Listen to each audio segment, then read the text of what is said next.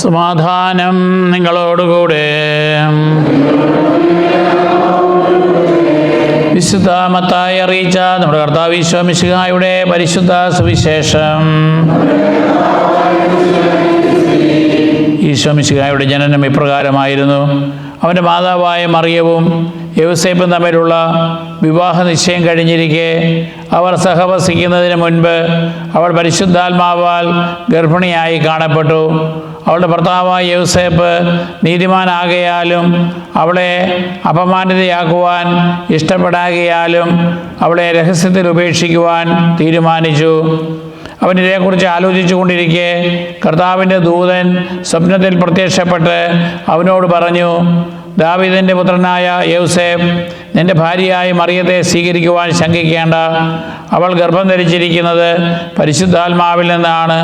അവളൊരു പുത്രനെ പ്രസവിക്കും. നീ അവന് ഈശോ എന്ന പേര് വിളിക്കണം. എന്തെന്നാൽ അവൻ തൻ്റെ ജനത്തെ അവരുടെ പാപങ്ങളിൽ നിന്ന് രക്ഷിക്കും. കന്യക ഗർഭം ധരിച്ച് ഒരു പുത്രനെ പ്രസവിക്കും. ദൈവം നമ്മോടുകൂടെ എന്നർത്ഥമുള്ള എമ്മാനുവേൽ എന്ന് അവൻ വിളിക്കപ്പെടുമെന്ന് കർത്താവ് പ്രവാചകൻ മുഖേന അരുൾ ചെയ്തത് പൂർത്തിയാകുവാൻ വേണ്ടിയാണ് ഇതെല്ലാം സംഭവിച്ചത്. യൗസേപ്പ് നിദ്രയിൽ നിന്ന് ഉണർന്ന് കർത്താവിൻ്റെ ദൂതൻ കൽപ്പിച്ച പോലെ പ്രവർത്തിച്ചു. അവൻ തൻ്റെ ഭാര്യയെ സ്വീകരിച്ചു. പുത്രനെ പ്രസവിക്കുന്നതുവരെ അവൻ അവളെ അറിഞ്ഞില്ല. അവൻ ഈശോ എന്ന് അവനെ പേര് വിളിച്ചു.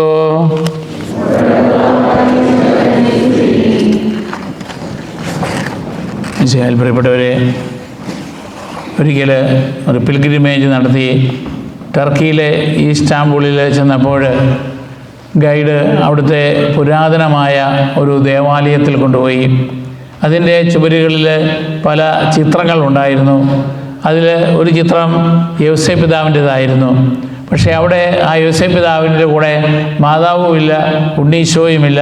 പകരമുണ്ടായിരുന്നത് മറ്റൊരു സ്ത്രീയും 6 മക്കളുമായിരുന്നു.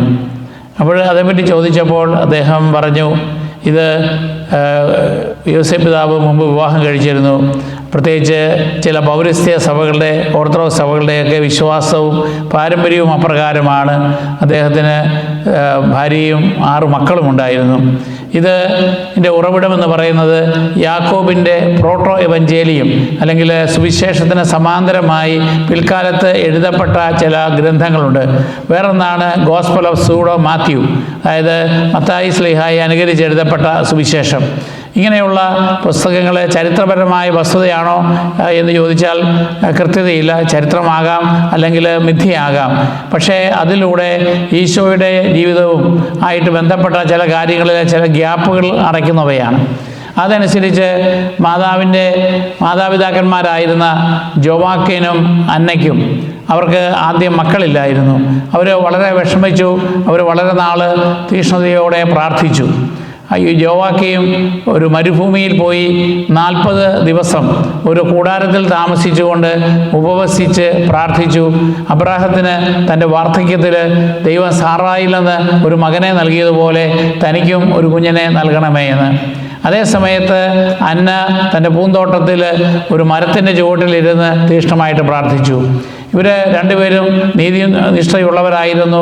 പ്രത്യേകിച്ച് ജോവാക്കയും ദേവാലയത്തിൽ സാധാരണ നിയമപ്രകാരം കൊടുക്കേണ്ട ദശാംശത്തിന് പകരം അതിന് ഇരട്ടി നേർച്ച കാഴ്ചകൾ സമർപ്പിക്കുമായിരുന്നു.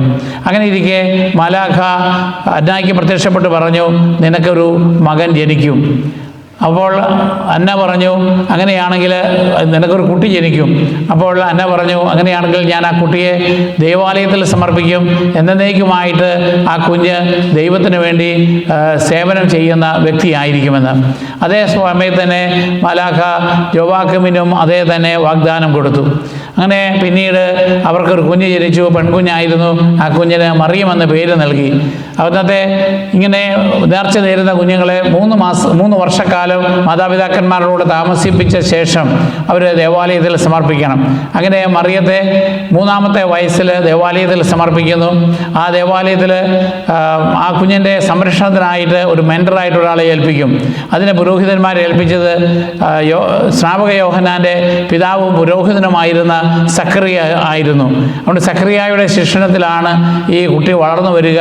അതുകൊണ്ട് മതപരമായ വിഷയങ്ങളിലും അതുപോലെ തന്നെ വിശുദ്ധ ഗ്രന്ഥത്തിൽ അധിഷ്ഠിതമായ പരിശീലനവും ഈ മറിയത്തിന് ലഭിക്കുന്നു.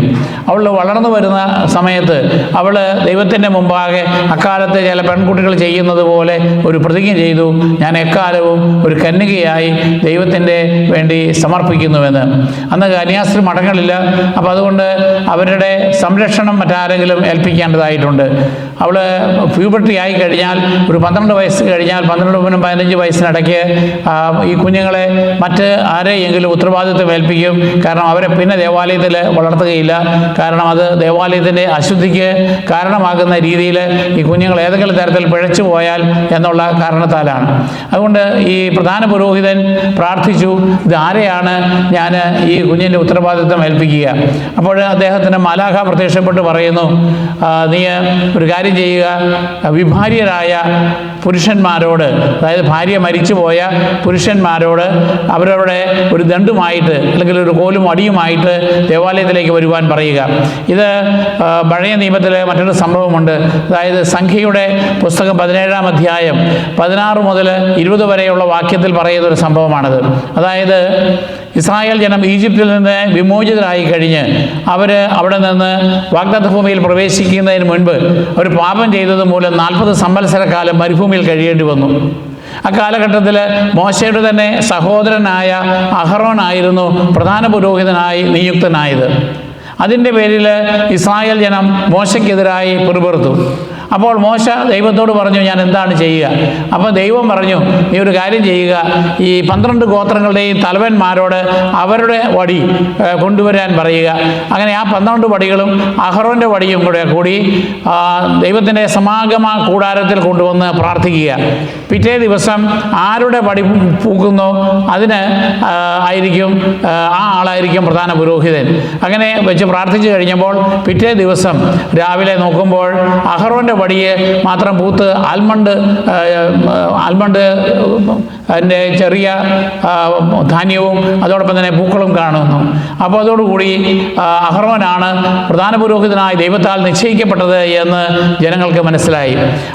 അതുപോലെയുള്ള ഒരു അനുകരണമാണ് ഇവിടെ യോസേപ്പിൻ്റെ കാര്യത്തിലും ഈ കഥയിൽ പറയുക. അത് അനുസരിച്ച് ഈ വിഭാര്യരായ ആളുകൾ, യോസേപ്പ് ഉൾപ്പെടെയുള്ള ആളുകൾ വരുന്നു. അപ്പോൾ യോസേപ്പ് പിതാവിൻ്റെ പശ്ചാത്തലം ഇതാണ്. യോസേപ്പ് പിതാവ് 40-ാമത്തെ വയസ്സിൽ സലോമി എന്ന് പറയുന്ന ഒരു സ്ത്രീയെ വിവാഹം കഴിക്കുന്നു. അല്ലെങ്കിൽ അവർക്ക് മെൽക്ക എന്നോ ഏഷ എന്നോ പേരുണ്ട്. ഈ സലോമിയും യോസേപ്പും തമ്മിൽ 49 വർഷക്കാലം അവർ ഒന്നിച്ച് ദാമ്പത്യ ജീവിതം നയിച്ചു. യോസേപ്പിന് 89 വയസ്സ് പ്രായമുള്ളപ്പോൾ സലോമി മരിച്ചു. 90-ാമത്തെ വയസ്സിലാണ് ഈ സംഭവം നടക്കുക. വിഭാര്യനായ യോസേപ്പ് അവിടെ തന്നെ വടിയുമായിട്ട് അവിടെ ചെല്ലുക. അങ്ങനെ പ്രാർത്ഥിച്ചു കഴിഞ്ഞ് പിറ്റേ ദിവസം യോസേപ്പിൻ്റെ വടി പൂത്തിരിക്കുന്നു. അവിടെ നിന്ന് ഒരു പ്രാവ് ഉയർന്നു വന്ന് യോസേപ്പിൻ്റെ ശിരസിലിരുന്നുവെന്നാണ് ഒരു പാരമ്പര്യം. ഇനി മറ്റൊരു പാരമ്പര്യത്തിൽ പറയുന്നത് യോസേപ്പിൻ്റെ വടി പൂത്തു. അപ്പോൾ സ്വർഗത്തിൽ നിന്ന് ഒരു പ്രാവ് വന്ന് യോസേപ്പിൻ്റെ ശിരസിലിരുന്നു. ഏതായാലും അതുകൊണ്ടാണ് നമ്മൾ യോസേപ്പ് പിതാവിൻ്റെ ചിത്രങ്ങളിലെല്ലാം ഒരു വടിയും ആ വടിയുടെ അറ്റത്ത് ഒന്നെങ്കിൽ ആൽമണ്ട് ധാന്യങ്ങൾ അല്ലെങ്കിൽ പൂക്കളോ ഉള്ളതായിട്ട് കലാകാരന്മാർ ചിത്രീകരിച്ചിരിക്കുന്നത്. ഇനി യോസേപ്പ് പിതാവ് മറിയത്തെ അതുകൊണ്ട് വിനയാന്യനായിട്ട് സ്വീകരിച്ചു. അതിൻ്റെ ചുമതല യോസേപ്പിനെ സംബന്ധിച്ച് മറ്റൊരു കാര്യം പറയുന്നുണ്ട്. വിഭാര്യനായ യോസേപ്പ് ഒരു പ്രതിജ്ഞ ചെയ്തു, ഇനി എൻ്റെ ഭാര്യ മരിച്ചു, 89 വയസ്സ് പ്രായമായി അല്ലെങ്കിൽ 90 വയസ്സായി അപ്പോഴേക്കും, അതുകൊണ്ട് ഇനി മേലാൽ ഞാനൊരു ദാമ്പത്യ ബന്ധത്തിൽ ഏർപ്പെടുകയില്ല എന്നുള്ള ഒരു സെലിബസിയുടേതായ ഒരു പ്രതിജ്ഞ അദ്ദേഹവും എടുത്തിട്ടുണ്ട്. അതുകൊണ്ട് അവർ രണ്ടുപേരും ജീവിക്കുന്നത് സന്താനോൽപാദന സമ്പാദനത്തിന് വേണ്ടിയോ അല്ലെങ്കിൽ സാധാരണ ഭാര്യ ഭർത്താക്കന്മാരെ പോലെയല്ല യോസേപ്പ് മറിയത്തിൻ്റെ സംരക്ഷണം ഏറ്റെടുക്കുകയാണ്. എന്നാൽ അതേ സമയത്താണ് മറ്റൊരു സംഭവം നടക്കുന്നത്. യോസേപ്പ് മനസ്സിലാക്കുന്നു മറിയം ഗർഭിണിയായിരിക്കുന്നു. അങ്ങനെ വന്നു കഴിഞ്ഞാൽ താൻ അപമാനിതനാകും. കാരണം ഇത്രയും പ്രായമുള്ള ഒരു മനുഷ്യൻ, ഇത്രയും 14 അല്ലെ 15 വയസ്സ് പ്രായമുള്ള ഒരു പെൺകുട്ടി, അതും കന്യകാവ്രതം എടുത്തിരിക്കുന്ന ഒരു പെൺകുട്ടിക്ക് ഗർഭം ധരിച്ചിരിക്കുന്നു. അത് താൻ മൂലം ആണെന്ന് ജനം തെറ്റിദ്ധരിച്ചു കഴിഞ്ഞാൽ അത് തനിക്ക് ഭയങ്കര നാണക്കേടാണ്. അതുകൊണ്ട് തന്നെ തൻ്റെ സത്യം ജനങ്ങളുടെ മുമ്പാകെ ബോധ്യപ്പെടുത്തേണ്ടത് അദ്ദേഹത്തിനുണ്ട്. മറ്റൊന്ന്, പ്രധാന പുരോഹിതന് മുമ്പാകെ ദേവാലയത്തിൽ വെച്ച് അദ്ദേഹം ചെയ്തിരിക്കുന്ന ഒരു പ്രതിജ്ഞയാണ് ഈ കുഞ്ഞിനെ അതിൻ്റെ കന്യകാത്വം നിലനിർത്തുവാൻ വേണ്ടിയിട്ട് അതിനുള്ള സംരക്ഷണം കൊടുക്കുമെന്ന് പറഞ്ഞിട്ട് അതിന് വിരുദ്ധമായിട്ട് താൻ ചെയ്തു എന്ന് പറഞ്ഞാൽ താൻ എടുത്തിരിക്കുന്ന ഉടമ്പടിക്ക് വിരുദ്ധമായ ഒരു പ്രവൃത്തിയായിട്ട് അതും ചിത്രീകരിക്കപ്പെടും. അതുകൊണ്ട് അദ്ദേഹം ഈ മറിയത്തെ ഒരു പ്രതിസന്ധി ഘട്ടത്തിലായി മറിയത്തെ ഉപേക്ഷിക്കുവാനായിട്ട് ചിന്തിക്കുന്നു.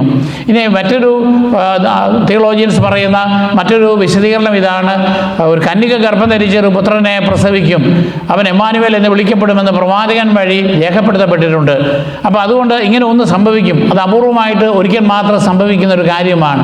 പക്ഷേ അത് തൻ്റെ സംരക്ഷണത്തിന് ഏൽപ്പിക്കപ്പെട്ടിരിക്കുന്ന കന്യകയായ മറിയമായിരിക്കും എന്നുള്ളത് അദ്ദേഹത്തിന് മനസ്സിലായി.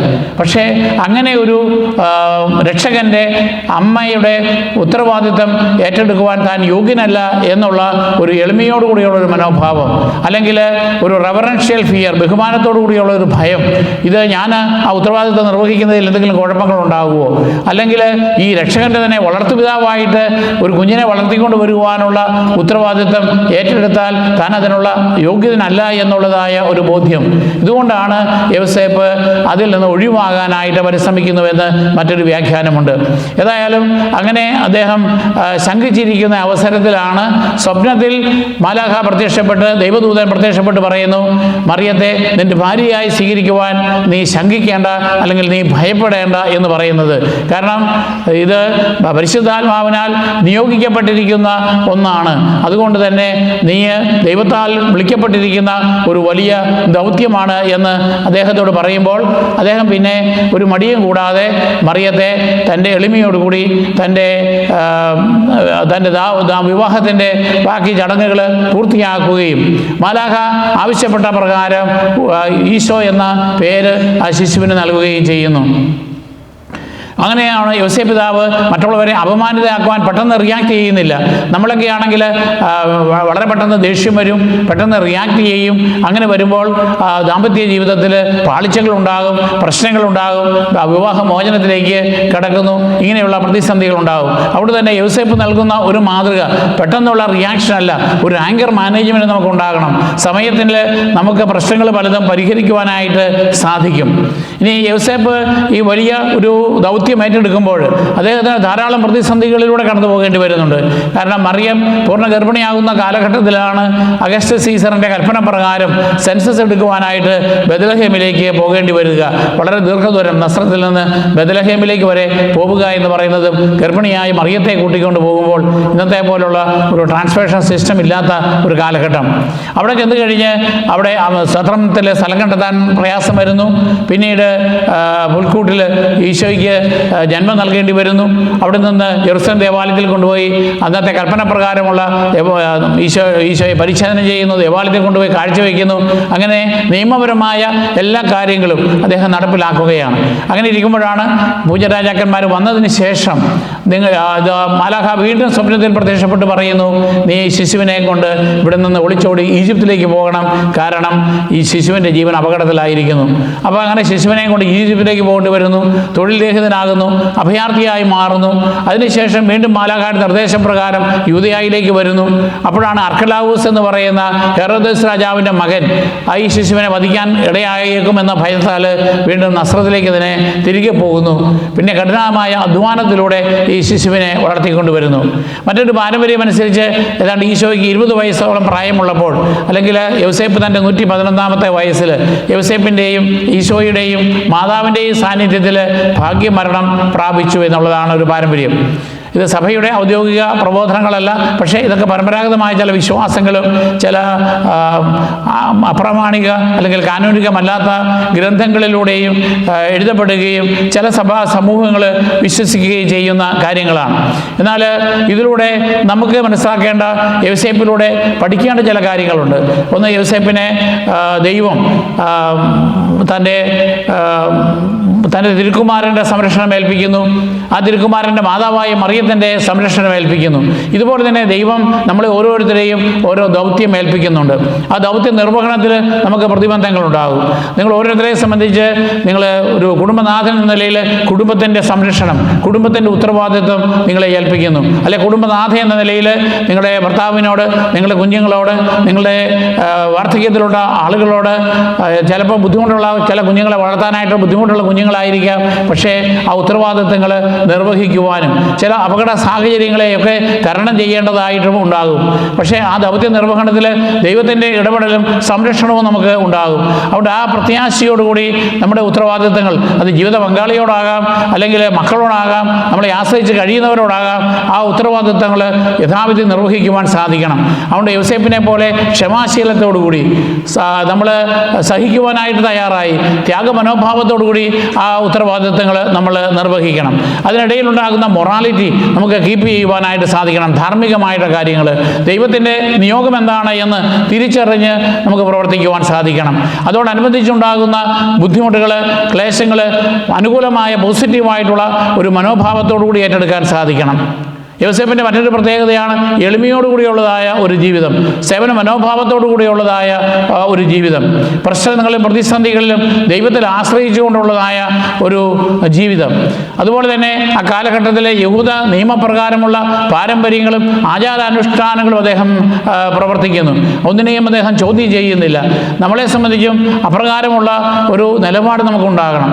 അതുപോലെ തന്നെ അദ്ദേഹം ഒരു തൊഴിലാളിയായിട്ട് രക്ഷകനെ പിതാവാണെങ്കിൽ പോലും, വളർത്തു പിതാവാണെങ്കിൽ പോലും, ഒരു കാർപ്പൻ്ററായിട്ട്, ഒരു തൊഴിലാളിയായിട്ട് അദ്ദേഹം ജോലി ചെയ്യുന്നു. അതുകൊണ്ട് യോസേപ്പിൻ്റെ ജീവിതം, തൊഴിലിൻ്റെ മാഹാത്മ്യം, അത് ഏത് തരത്തിലുള്ള ജോലിയാണെങ്കിലും ആ മാഹാത്മ്യത്തെയാണ് നമ്മളെ വിളിച്ചറിയിക്കുക. അവസാനമായിട്ട് യോസേപ്പ് ഇപ്രകാരമൊക്കെ ചെയ്യുമ്പോൾ ഈ ഈശോയുടെയും മാതാവിൻ്റെയും സാന്നിധ്യത്തിൽ മരിക്കുവാനും സ്വർഗത്തിൽ ഉന്നതമായ സ്ഥാനം ലഭിക്കുവാനും അത് ഇടയായിത്തീരുന്നു. അതുകൊണ്ടാണ് നല്ല മരണത്തിൻ്റെ മധ്യസ്ഥനായിട്ട് കൂടി യോസേപ്പിനെ കണക്കാക്കുക. അതുകൊണ്ട് നമ്മുടെ കുടുംബങ്ങളുടെ സംരക്ഷണം, നമ്മുടെ ജീവിതത്തിൻ്റെ സംരക്ഷണം, നമ്മുടെ ഇടവകയുടെ സംരക്ഷണം, നമ്മളുടെ സമുദായത്തിൻ്റെ സംരക്ഷണം, സഭയുടെയും സംരക്ഷകനായിട്ടാണ് യോസേപ്പ് പിതാവിനെ പരിഗണിച്ചു പോരുക. അതോടൊപ്പം തന്നെ ആ യോസേപ്പ് പിതാവിൻ്റെ സുഹൃത്തുക്കൾ നമ്മുടെ ജീവിതത്തിൽ അനുകരിക്കുവാനായിട്ട് നമുക്ക് പരിശ്രമിക്കാം. നമ്മുടെ ജീവിത അന്ത്യത്തിലും യോസേപ്പിൻ്റെയും മറിയത്തിൻ്റെയും ഈശോയുടെയും ആ സാന്നിധ്യവും സംരക്ഷണവും അനുഭവിച്ചറിയുവാൻ നമുക്ക് സാധിക്കണം. അതുകൊണ്ടാണ് മരണാസന്നരാകുന്ന ആളുകളോട് പരമ്പരാഗതമായിട്ട് നമ്മുടെ ആളുകൾ ചൊല്ലിക്കൊടുക്കുന്നത് ഈശോ, മറിയം, യോസേപ്പ് എൻ്റെ ആത്മാവിന് കൂട്ടായിരിക്കണമേ എന്നാണ്. കാരണം സ്വർഗത്തിലേക്ക് എന്നെ സംവഹിക്കുവാൻ യോസേപ്പും മറിയവും ഈശോയും എന്നോടൊത്ത് ഉണ്ടാകണമേ എന്ന്. എത്രയോ മനോഹരമായൊരു പ്രാർത്ഥന, എത്രയോ വലിയൊരു പ്രത്യാശയാണ് അത് നമുക്ക് നൽകുക. അതുകൊണ്ട് നമുക്ക് നമ്മുടെ ഈ യോസേപ്പ് പിതാവിൻ്റെ മധ്യസ്ഥം തേടിക്കൊണ്ട് ഇന്ന് നമ്മുടെ ഈ തിരുനാൾ ആഘോഷിക്കാം.